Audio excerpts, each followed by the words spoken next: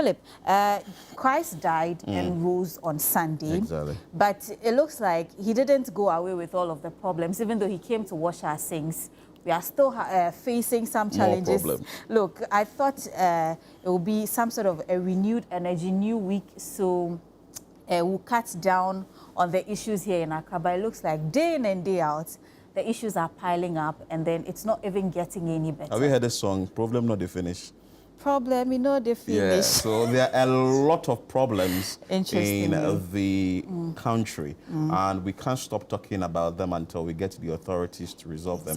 And not only them, us as well. Sometimes we're also part of the problem, and we have to ensure that we've tried ways and means to get the issues resolved. I'm sure you know of the issue of filth in this country, especially in big cities. And if we do not deal with them immediately, problem would happen. Recently, we got to know of cholera coming from Ada through to Kaswa. And the Accra Metropolitan Assembly, the sanitation department of the Accra Metropolitan Assembly, is raising concerns about looming disaster when it comes to sanitation situation in this city, Accra.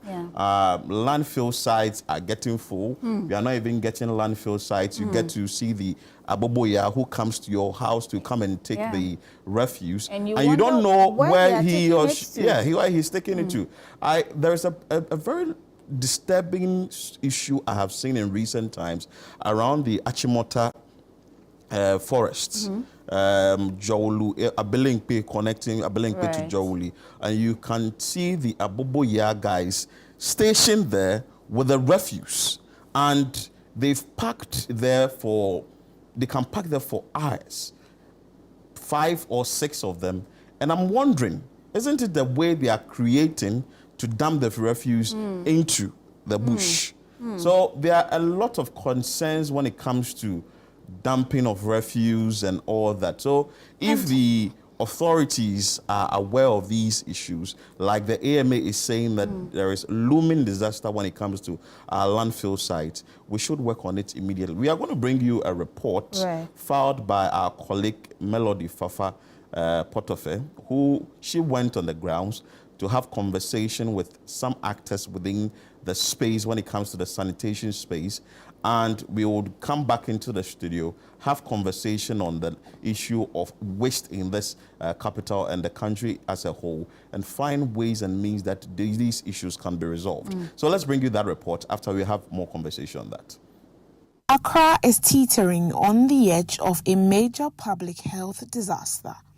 Landfills across the city have reached their limits with piles of uncollected waste, creating fertile ground for the spread of disease. And those you can't recycle, and all healthcare waste must be incinerated.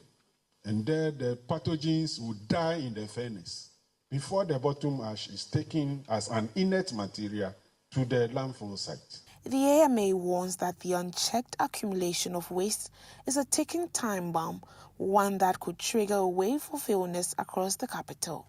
Sanitation, you can't mention sanitation without linking it to environmental health. A country without a landfill site is sitting on a time bomb. We don't even have properly, proper incinerators that will even manage medical waste. Accra generates over 1 million metric tons of solid waste annually, making up roughly 21% of Ghana's total waste output.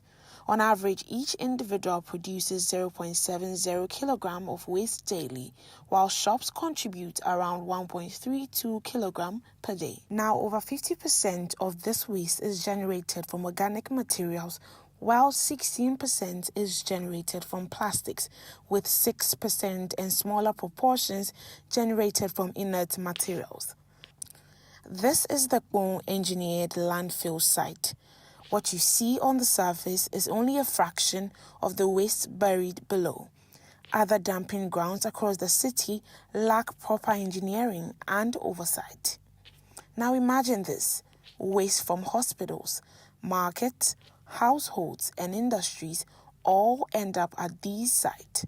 When it rains, the toxic leachate seeps into rivers and underground water channels, eventually making its way back into communities. The result? A cycle of cholera, typhoid, and other dangerous infections. It's a vicious cycle, and one that seems never-ending. The government has further pledged to pursue urgent reforms aimed at boosting accountability and improving performance across the waste management sector. But how fast can these reforms take effect, and how long can the city endure this growing menace? We should allow and involve the implementers, that is the technocrats at the various MMDAs, to be part of the agreement process.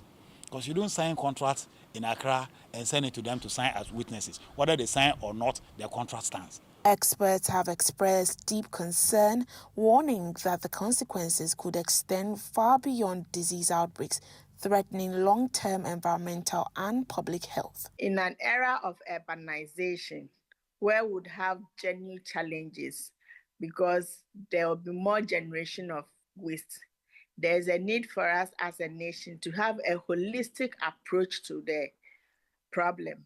When it comes to waste management, it is capital intensive. So when the resources are also not there for the contractors to do their work, it poses a challenge. Chairman of the Parliamentary Committee on Sanitation and Water Resources, Bless Oti, says the government is taking decisive steps to tackle the crisis head-on. Going for Zoom Lion currently has about 5 years contract with the government. His contract was renewed by the MPP government on the 24th of November 2024, yeah. So for 5 years. So at the end of the contract, we appeal to government that the contract should take on board the inputs of the local assemblies, especially one around Glefe, that is an illegal dumping site. We are putting measures in place.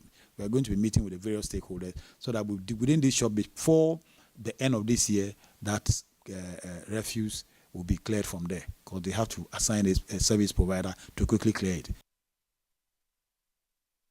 So that report was filed by Fafa Melody Pretofer of the City Newsroom, highlighting the dangers with waste in the capital, and that cannot only be centered in the capital but nationwide. The problem is becoming bigger by the day.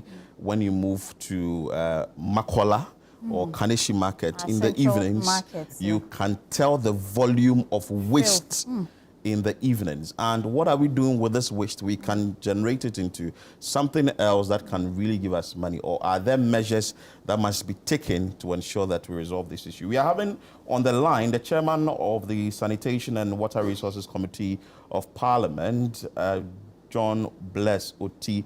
Hello, Honorable. Good morning. Good morning, brother. I trust you are doing well. Yeah, by the grace of God. Recently, you led a team to inspect some landfill sites and look at the waste situation in the capital. What were the findings, or what did you review? What did you see? Well, thank you this morning. Brother, I think we are yet to visit landfill sites. We started with the Metropolitan and Municipal assemblies. That is about 5 municipal assemblies in Accra, just to hear from them, listen to what the issues were. Then one of the illegal dumping sites around Ablekuma West was where we went to have a first-hand information. So as we speak, we are preparing to hit the ground running on Wednesday in Greater Accra again. This time around, we want to go to the various landfill sites and then visit one of the major service providers' treatment plant site. So that is what is been arranged to happen on Wednesday. So with the visitation, moving from one MMDC, the assemblies, that is Ablekuma West. Is it only Ablekuma West you went to, and what were the challenges they raised when it comes to managing waste in these municipalities? We visited about 5 municipal assemblies. My brother, I think the issues were virtually the same, because the assemblies complain that they have many service providers, but Zoom Lion happened to be their biggest. He's the biggest service provider, and the contracts with Zoom Lion is being signed always by the central government, and they being implemented are not involved. Their views have not been sought, which is what is hampering the progress of work, because they don't have upper hand. See, if you are engaging someone to build a house for somebody, you need to let the person know, let them understand, let them be involved in the planning. Maybe you understand. So since these service providers are given contract to work with the local assemblies, they were supposed to have been informed and involved in the process and the contract agreements and what have you, but they were not a part. So they are not able to supervise and monitor as expected. You understand? So when that happens, it means that we are not being fair to the people of Ghana, or it is public resources. So if you award, and you know, sanitation, waste management or sanitation is capital intensive. So a huge amount of money goes into that on yearly basis. So how do you sign a contract at the central government, city or central government, be at the Ministry of Finance and local government level, without the involvement of those who are going to be the beneficiary? You understand? So these are some of the challenges that people raised. Then again, the contracts, they also raised issues of the number of waste containers that were supposed to have been provided or supplied by Zoom Lion in the contract. The contract are not being done. You see, so when we got in touch with the service providers, Zoom Lion said, denied the allegations, and also said that government currently owes him an amount of 1.2 billion. It means that he's not being paid. So if you engage someone, give someone a job and you are not paying the person, how do you expect the person to deliver? You understand? So these are some of the issues as a committee we want to look into, because we intend visiting all the 16 regions across the country and get all the facts, talk to those who matter. We also believe that the environmental health officers who were supposed to be under the Ministry of Health, most of them are assigned to these local assemblies to supersede the sanitation activities, are not resolved. They are not given a budget. Do you understand? So how do you assign somebody, an official, to the local assemblies without giving them a budget, and you expect them to deliver on their mandate? These were some of the issues that were also raised by the environmental health directors at the various assemblies. Honorable, in that case, what are we looking at achieving out of this meeting on Wednesday? Well, we want to, because when we went to the AME, you know, these treatment plants cost government a lot. So one of the technocrats said the treatment plants in Greater Accra are not up to standard. You understand? He raised several issues that were captured in our report.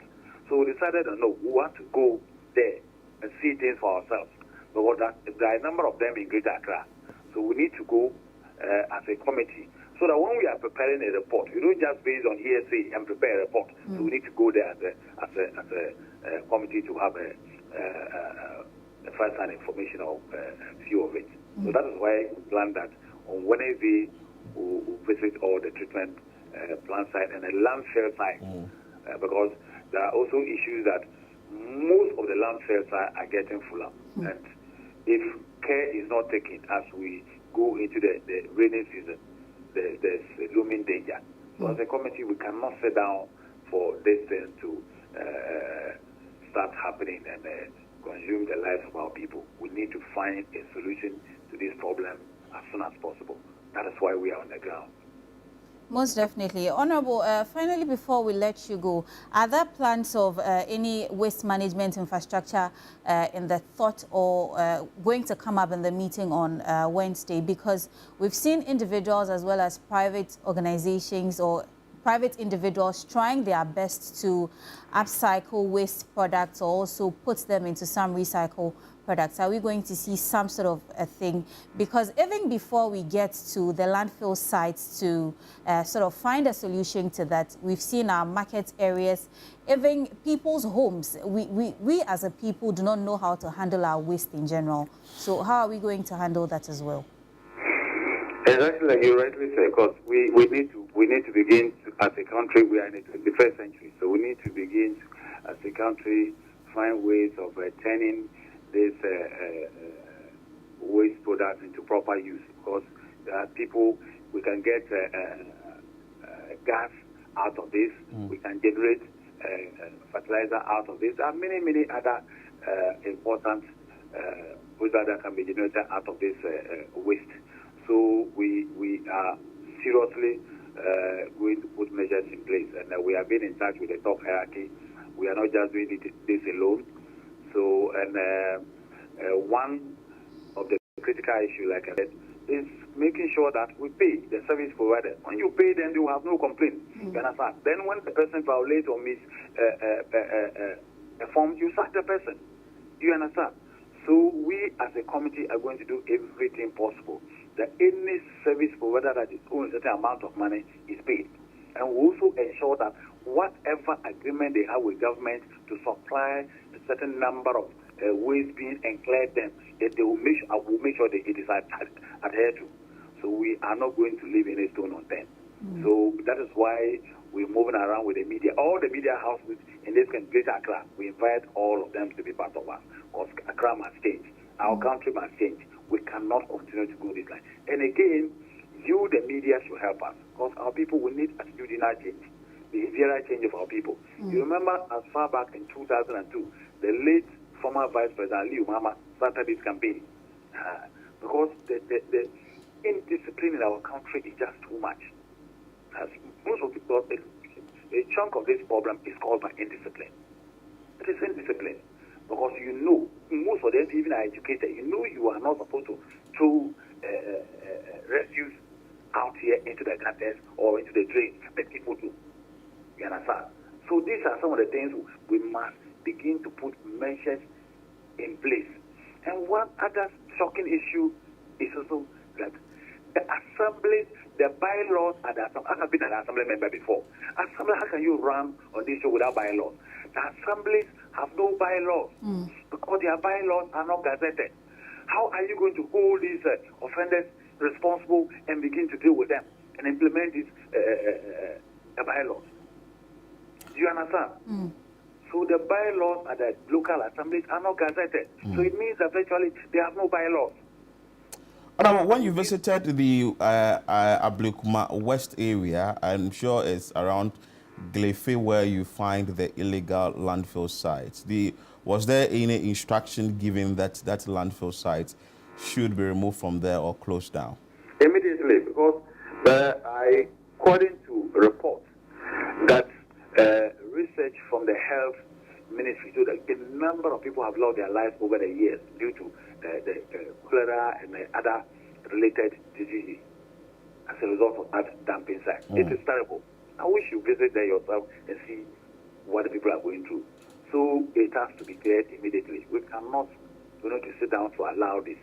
So we are pushing very hard that they engage the service provider to clear that thing before the end of this year. And the land is a very vantage point. We were told by the MP for the area that there is an investor waiting, an investor came that is ready to put up a massive hospital there as soon as the refuse are cleared from there. Do you understand? So this is going to enable to the benefit of the people. Because why do we wait for such a thing to stay there? And at the end of the day, as soon as it starts raining, it will start affecting the lives. People will start getting cholera and diarrhea. Then government will have to pump a lot more money to the Ministry of Health to fight it. Yeah, when it is caused by this refuse in the first place. Well, so we need to with the service providers, with the assemblies, how many service providers did they state that they have? Is it only Zoom Lion? No. Because they have some of the assemblies have about 5, as many as 5 service providers. But Zoom Lion seems to be the major one. He has a lot more space to cover. So there are several other service providers who are not. Because the fact is that the area is very, very, very capital intensive. Most of them have no capacity. They have no capacity. So we need to begin to look for a serious and a well-to-do organization to handle these issues for us. And like I said again, most of these issues are caused by indiscipline. It is indiscipline. We need to work on the attitudinal change of the people, work on the attitude of our people as Ghanaians. So at the end of the process, what you started, the committee has started, at the end of the entire process, what are you hoping to achieve, and how are Ghanaians going to benefit from this store you'll be embarking on? Our target is to make Ghana clean, and we will ensure that is done. Because, before this committee, this subject matter used to be under the Ministry of Local Government in the past. Then Akufo-Addo, a ministry was created. When the ministry was created, we were not having a committee responsible. The committee was under West House or something. It is just at the later part of last parliament that the committee was created. You understand? But this time around, once it is a full-fledged committee responsible for this subject matter, we are not going to sit down. We will do everything possible that this country, especially our urban cities, are clear of refuse. That you can be assured. We are not going to joke at all, because if you're a service provider and you are paid and still find out that you are not performing, we will recommend for the contract to be taken from you. That's what we're going to do. And also, is there a plan to tackle the use of plastic in this country? We know the Environmental Protection Authority in recent times stated that there are some plans they are going to roll out. But as the chairman of the sanitation committee in Parliament, what has been the talks like? Is it that we are still going to have the ban on the use of plastic, or what is the plan like? That is going to be considered, but we have not decided on anything. So that's, of course, our focus now is to clear all the refuse in Accra, Kumasi, and all the other capital cities or the urban cities. But we have not yet, as a committee, decided on anything regarding the plastic. No, not at all. But we will get there. Before you go, your final words to Ghanaians. I'm sure we are watching, and as the chairman of the sanitation committee, maybe you have something to tell us. My advice to all Ghanaians and your listeners or viewers is that we are all Ghanaians. If Ghana is clean today, it's clean for all of us. It is for the good of all of us. So we advise all those who have been engaged in throwing refuse into the drains and cleaning water bodies that they should desist from it. If you are caught, the law will deal with you. Because when we went to Ablekuma West, they made it clear to us that over 50 motorcycles were seized. And they were made to pay. So by this time around, when your motorcycle is seized, it is going to be seized forever. It will not be given back to you. So let's get that clear, because we need to be very, very, very tough on these people.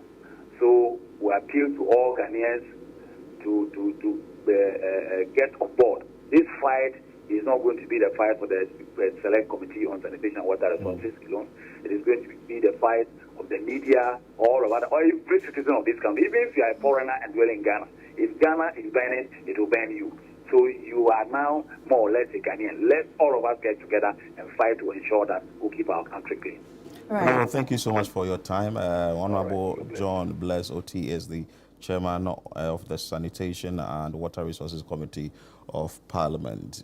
Do you feel like I stated initially, the problem is big? Imagine you are generating 1 million tons of refuse in a year annually. Yeah. Where are you dumping that refuse? And chemicals that are associated with the refuse and all that, the land that we are placing these refuse on, how well are we using these lands or making good use of it, the health of people within particular communities, the service providers, how well are they investing into the space, and also the aboboya. My concern is that because sometimes anywhere at all they can just dump the refuse just to and go leave for another heap of rubbish, and especially when their truck is in a very bad state and it just falls off along the road, they don't then even they just care. throw the refuse and just move away. And you know, the rippling effect is something that's going to affect all of us in the long run, because in the reports we watched, we see that even medical waste is not being disposed of properly. We just go to the landfill sites or wherever and then dump them. When rain falls, it washes it off and then comes back into our drains, which goes into our pipelines and all of that, and comes back into our homes. And Muslims, people are living in this country or even in Accra who drink directly from the tap. Exactly. They don't even boil the water or have the luxury of buying sachet or even bottled water. So they drink directly from the tap, and then you're seeing issues of cholera cases rising and all of that. Typhoid. And I always say that these things are, I mean, it's an individual problem. We are always calling on government to come to our aid, governments to do this and that and that. Governments can only do their part. But what are we doing as a people? How are we helping to curb these issues? Because if government comes in, puts in the measures, and we are not obeying the rules and regulations, see, it's cost 90, we'll go back round and so round. So like he stated, the service providers must do their work. I know some communities, people can have their refuse seated in front of their homes for weeks and nobody comes around to pick them. And you can tell that the refuse keeps piling up, and not that they don't have money to pay whoever comes around to pay. They are ready to pay. But the fact that we do not have someone to come and pick the refuse, it's a big issue. We have the Director of Public Health from the Accra Metropolitan Assembly, Florence Kuchi. I'm sure that I mentioned her name right. The Assembly has raised the concern with the landfill site and the associated health conditions. Hello, madam. Good morning. Good morning, sir. Did I butcher your name or I mentioned it right?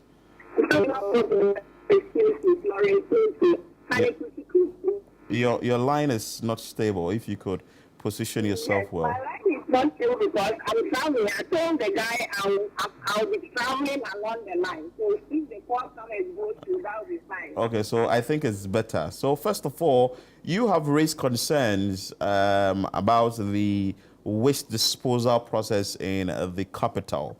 What exactly is the issue? Okay, thank you very much. Let me use this medium to wish all your cherished viewers a happy Easter, and thank you for having me. So, waste management in the Accra Metropolitan Assembly and the Accra Metropolis is becoming an issue due to the inadequate landfill site that we have in the metropolis. Because within the Greater Accra Metro, the Gamma enclave, there is no public waste landfill site. All the landfills that used to be all things now. Now it's around my farm the one side, and that one is being managed by a private waste entity. For the whole of that place.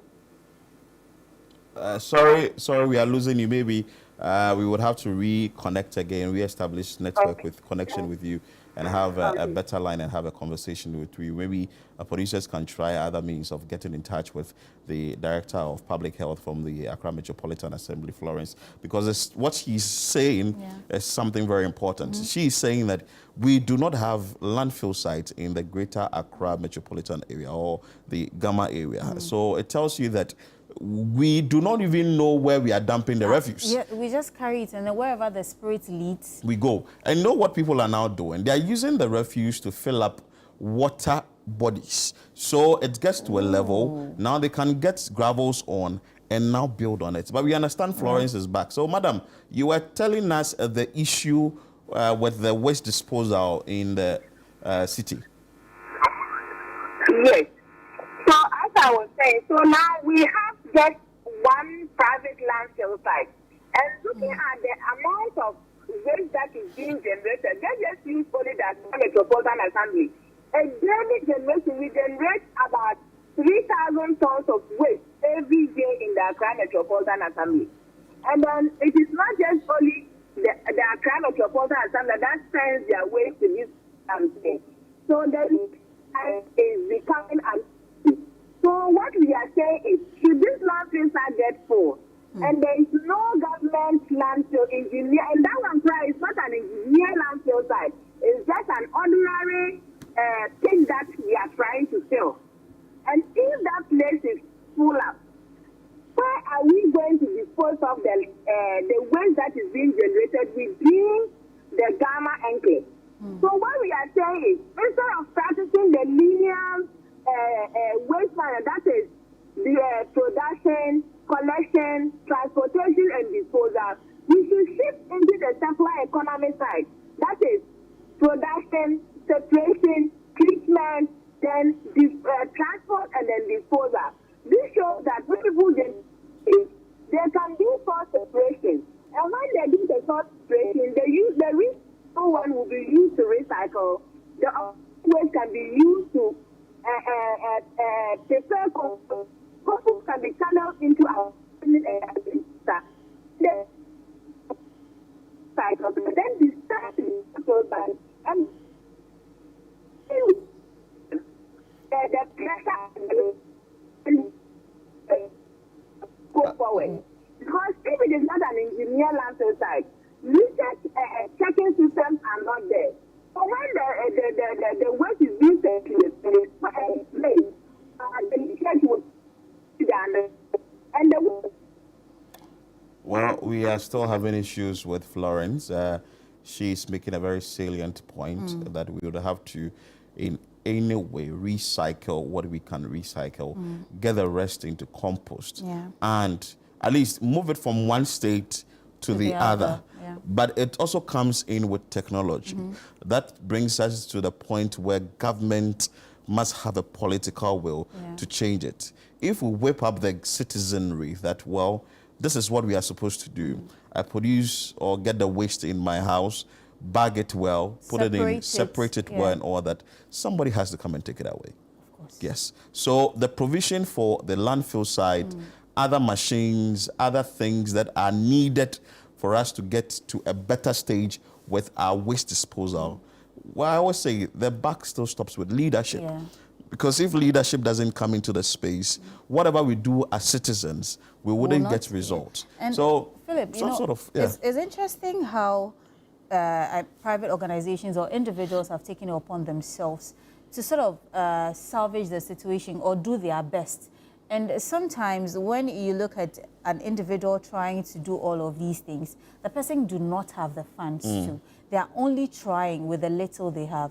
And this is a whole country's situation, and then government is just looking on, if you ask me, unconcerned, or maybe not doing so much about it, or not putting any emergency to these issues, because these are issues that needs to be attended to urgently, because we'll look at it and then it will turn into a whole health hazard or a looming health crisis that will go out of proportion, and then we can't even handle it or salvage it as we are supposed to. The individuals are doing their best, but I think overall, the sanitation ministry should look at a holistic measure or an approach. That ministry has been scrubbed off. The president scrubbed the ministry off, and it's now under the Works and Housing. So if the Works and Housing minister is also in tune, he should ensure that such a thing is done. Let's speak to this gentleman who is doing very well in the sanitation space, trying to recycle the little that we have or the waste in the community and putting them into good use. Makafui Ewuku, who is an environmentalist, he is also an entrepreneur and also an innovator. Hello, sir. Good morning. Hi. I trust you are doing well. I am, and you? How is it going with the recycling of plastic waste or the other waste materials that you are putting to good use? Okay, thank you very much for having me. So in Ghana, recycling rates are well below 10%, and the value chain is much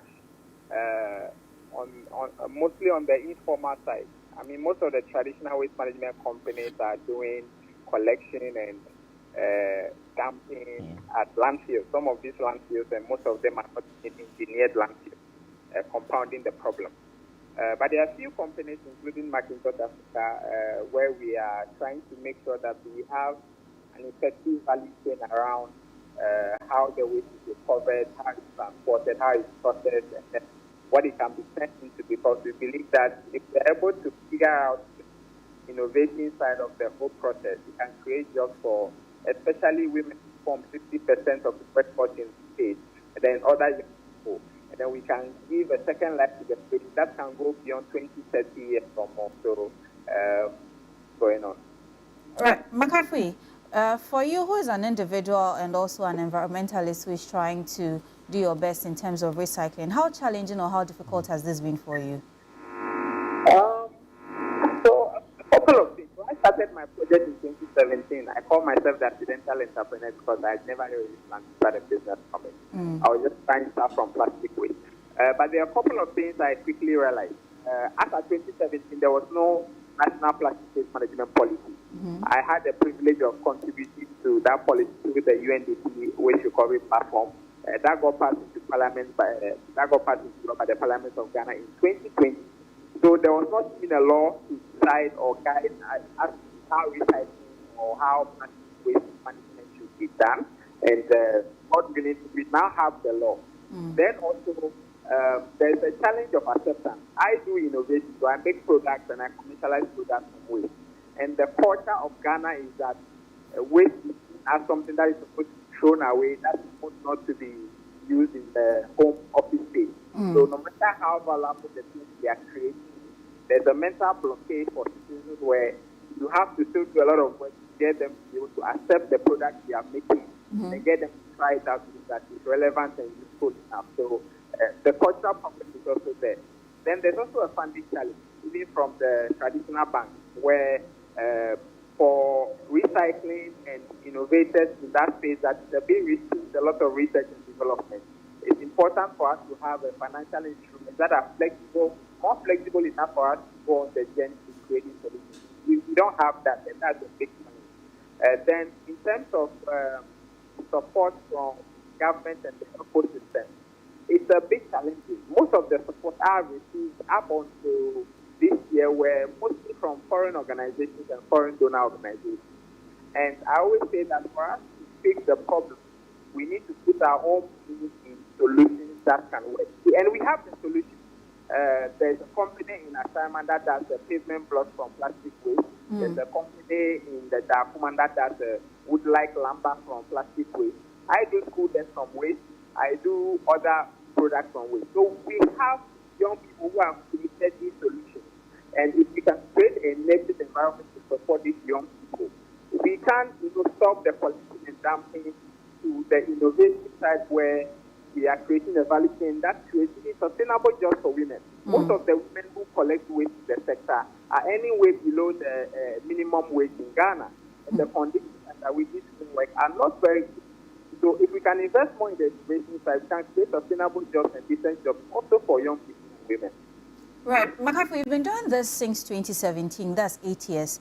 8 years down the line, do you think we are making any progress? And what's the future looking like for us when it comes to managing waste and sanitation in general? And, of course, talk to us about some of the products you make out of these waste products. Right. So, yes, we've made a lot of progress. So, as I speak to you, there are at least 3 to 4 levies and taxes on plastic waste production and waste generation. So we mobilized a lot of money. One of the levies is as old as from 2011. So we mobilized a lot of money to invest in the problem. The challenge is that all these monies are going into the consolidated fund, which means that anybody can decide to use it for something else and not necessarily to tackle the problem. So if we can fix that legislative challenge, we should be able to have access to funding that we have generated locally from citizens to tackle the problem. So that's one. We now have the plastic waste management policy passed into law in 2020. That's two. There is also a lot of engagement and collaboration from the Ministry of Environment, other partners like the UNDP, and then the other UN organizations. This year, some of our startups, up to about 14 startups, have received some funding to invest in some of our innovations. This is a partnership between the UN organization and also the Ministry of Environment to make sure that funding should move towards the innovation side to tackle the problem. So we've made a lot of progress, that I can assure you. In terms of the kind of product I make, a couple of things. So about 3 years ago, I built a bus shelter from recycled materials at Job Junction near the DSR Hotel, from 3.5 tons of waste. Wanted to show people what they can see, how these things work. I have a school deck that I've commercialized from waste, where I use pure water rubber to make school decks. We are piloting about 200 of these decks for schools in rural Accra. This year, we are actually working on that project that I speak to you. Every year, within the last 7 years, we make the bottle Christmas trees that is installed across the city. You might have seen that somewhere before. Then we also have a footwear brand that we make from pure water plastic waste.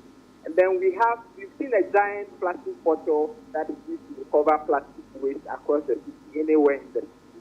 That's also one of our products. So for us, we are the sustainability end of the value chain, and we believe that we can make the value chain work well. It can become effective. It will create more, value for everyone. The problem can actually go away. Right. But with this particular problem, the things you have stated that you are doing, are there a lot more individuals in the space? Because you stated like 3 or 4 of you who are trying to recycle waste. And do we have a lot of waste to be recycled? Yes, there's a lot of waste. So there's a lot of waste because a couple of things.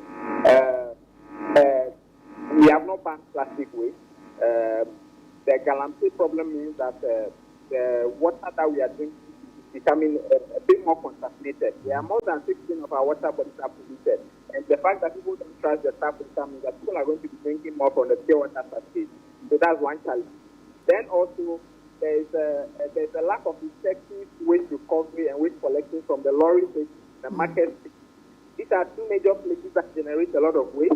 And then also, there are no metal strips in these spaces to safely aggregate the waste until the waste management companies can move it. And then you realize that we aggregate a lot of waste in the middle of the road to be collected. And when it rains, all these things ends up to rain. So a lot of waste is generated by organizations, by households in these public spaces. And I can assure you that there is so much waste to be collected and raw material available in the environment. You made mention of plastic waste. What is your thought on it? Some are calling that it should be banned totally. Others are saying that, well, we can use it partially. Others are also of the view that it's going to affect employment, among other things. What do you think about the usage of plastic waste and what should be done about it? Okay, so plastic packaging is a big problem. The problem itself has to do with the management of it and not necessarily the use. Yes, banning is an option, but then the challenge that if you decide to ban, there are different types of plastic. So which ones are you going to ban? So you can ban the styrofoam, you can ban the black rubber bags that are used as takeaway. The pure water facilities, I'm not sure it can be banned because of the safe water drinking that we have as a country, where more than 80% of the population are drinking from this pure water and cannot have access to safe drinking water. So that would be problematic. But a form of ban is important. There are a couple of things. So we can decide to ban the use of single-use plastic in our tourism spaces. Government can decide to ban the use of single-use plastic when it comes to procurement for their events where catering services are provided. So imagine this government is the biggest employer in Ghana, and government says that no single-use plastics are allowed in office premises during the day. And therefore, all government catering services, no single-use plastics are allowed for all these events. That's a huge impact we can make. So some form of ban is important. The other challenge is that if you switch from plastic to paper involves cutting down trees. That leads to global warming. That causes a lot of adverse effects in terms of climate change. So the alternatives are very challenging and problematic. The most important thing is for us to see a value chain that can invest in the recovery of these materials for production in other processes where it comes back as new products or new materials that can be valuable over a longer period. If we can do this effectively, we should be able to be okay. But with your waste, first, where do you source it from? Are you having a number of people you've employed to gather this waste for you to transform into the items you are molding? Okay, so what we do is that we've created a product which is a plastic waste receptacle, which is a giant bottle that can hold up to 100 kilograms of plastic. Wow. These giant bottles are installed in hotels, they're installed in restaurants, they're installed in schools, and they're also in our facility in Adenta. So what people do is that people just segregate their plastic in their homes and offices, and they drop it in it, and we have a collection program where a driver goes around to recover these plastic waste that are not contaminated and we bring it to our facility. So that's how we get our raw material. Wow, that should be very interesting and capital intensive. And you are saying that you get your funding from... The reason why we do that is that the plastic waste, when it ends up in the gutters and the environment, they become more contaminated. You have to use more clean water to wash them. You have to use more energy to process them, and that makes the whole value chain more expensive. So this program rather allows us to have people segregate from source so that the plastic is not contaminated, they are in good form, and then the people also working on it, they don't get exposed to health hazards.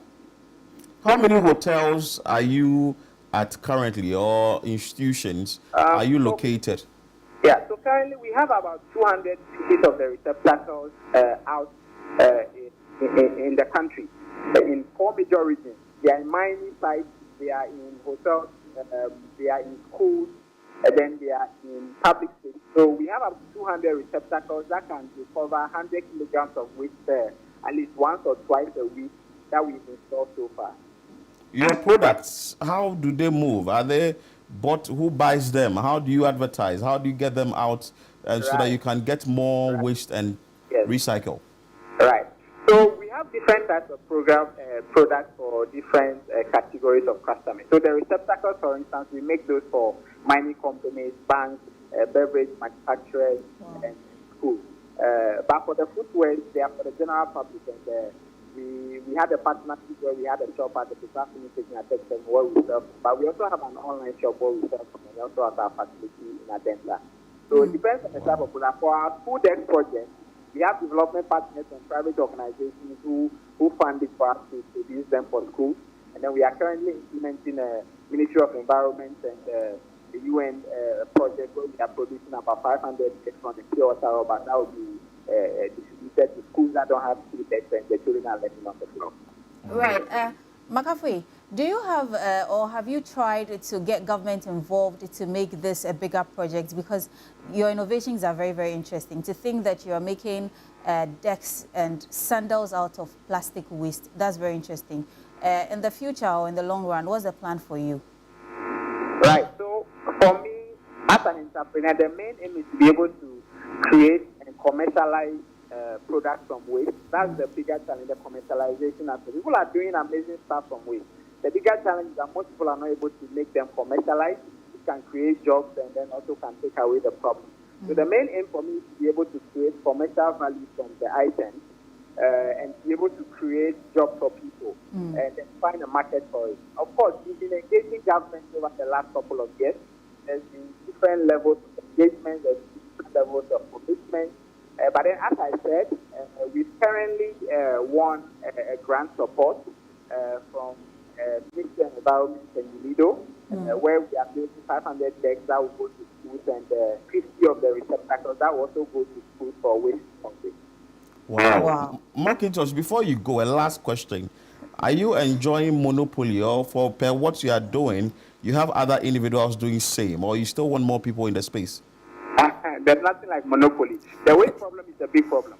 You can even realize that even the biggest waste management company in Ghana has not been able to solve all the problems. It requires all of us to do our bit and do what is expected of us. So I have a training program. I have a business incubation and acceleration program that I run for young people. We are currently training 100 women. Most of the Nkayo girls and women living with disabilities in various recycling business models. Which they will be able to start on their own and they'll be able to create value from it. And these business models were all business models that we have designed from scratch. So, I mean, I don't believe that monopoly is something that we need to solve the problem. We need everybody on board and we need everybody to play their role. Right, Makafui, before we let you go, talking about the training program, if somebody is watching and is intrigued by what you're doing and wants to be a part of the training program, how can the person get on board? So Macintosh Africa is spelled MCKINGQRC.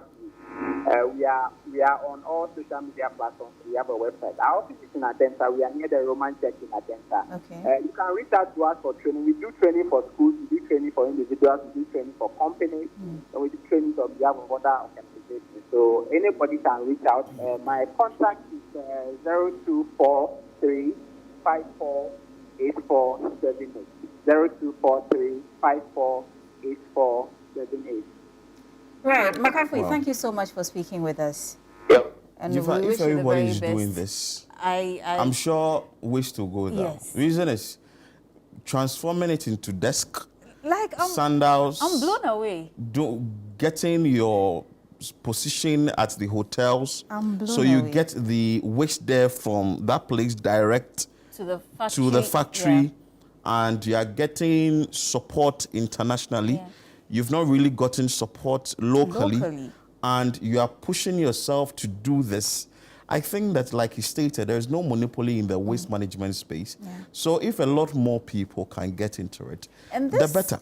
You could clearly see that this is a carefully thought through process, because, I mean, you can't just wake up one day and say, this is what I want to do without having a plan. So he's carefully thought through it. And these are some of the things that, if you ask me, I think government should be adopting, or these are some of the people we should be sitting down with to have conversations to see where we'll take this country. And he's trying to train, because this one, if you train the minds of the youth, you train the minds of the children, they will turn up growing and they know that I do not have to dump refuse here, or I do not have to sit in chocho and just throw the Piota sachet wrapper out of through the window, or I buy bottle of drink and I just dispose the can anyway. I think sometimes when people are traveling on long journeys and they're in buses, they buy food and eat on the bus, and right after eating and they get into a bush or a pathway where they know that, oh, this is not town, this is the outskirts of the road, they just flip it through the window. Actually, nobody's looking at me, so just throw it away. It's the bush. It will take care of itself. This is a good initiative by Macintosh Africa. We